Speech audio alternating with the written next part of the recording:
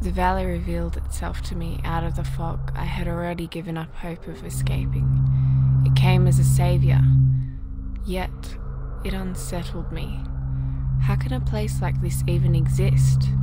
What has guided me here? The question burned inside me, but I'm tired, so tired. These mysteries will have to wait until the morning.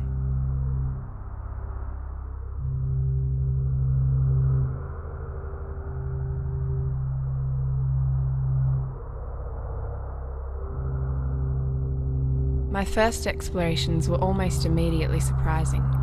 The airship wreck dominates the entire western side of the valley. My hesitance at the thought of what grim sights might confront me was overcome when I glimpsed smoke rising from the campfire. Survivors? The prospect of finally meeting another human soul here, of all places, an exciting prospect after so many weeks of solitude, yet I am still wary.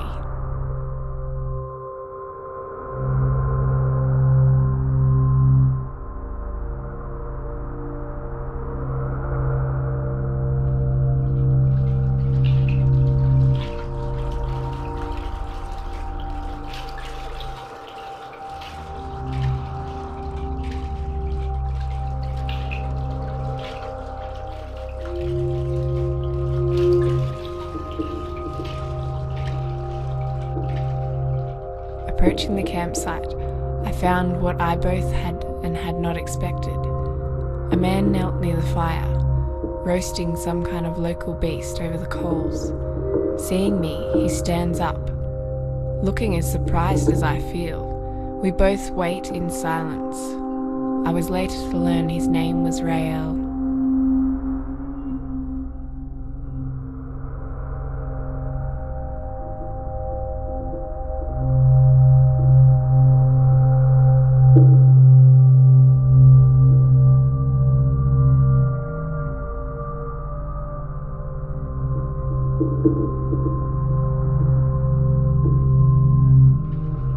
Rael was the only survivor of the crash.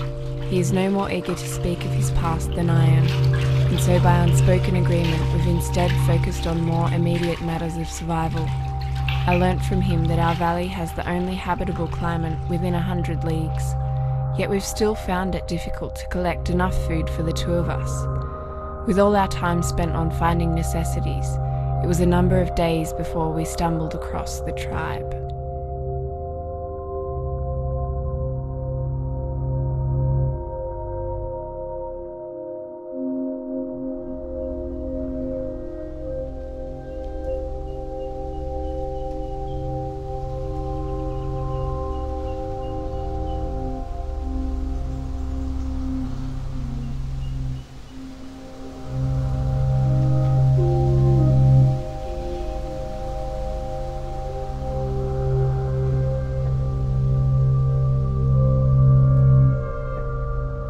The native inhabitants live further down the valley, which is why we haven't discovered them until now, though I have no doubt they have known our presence for some time.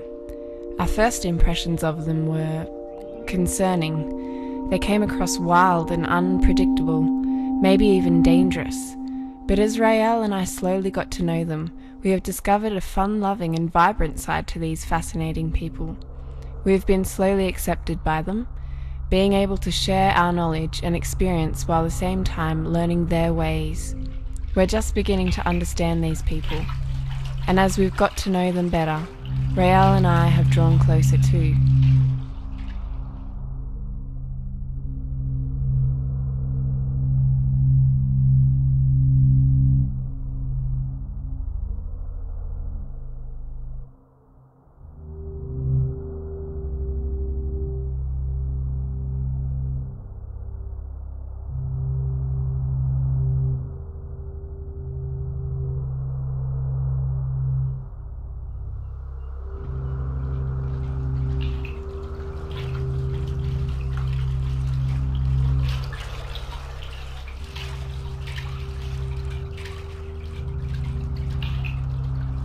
Over the last months, the more time Rael and I spend together and with the tribesmen, the less we even think about our initial plans of escaping the valley.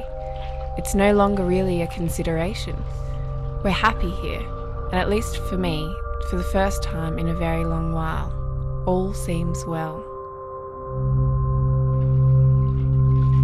The tribe has decided to relocate its settlement. Initially, I had strongly supported and even encouraged the move, but over time the idea has seemed to become a worse and worse idea. It doesn't feel right, us meddling this way. You see, the second half of the valley had always been off limits to us. It's a sacred place. The natives believe some kind of protective spirit dwells on the upper slopes of the peak that rises from the valley floor, and I'm hesitant about us causing them to discard generations of tradition. It just doesn't sit right with me.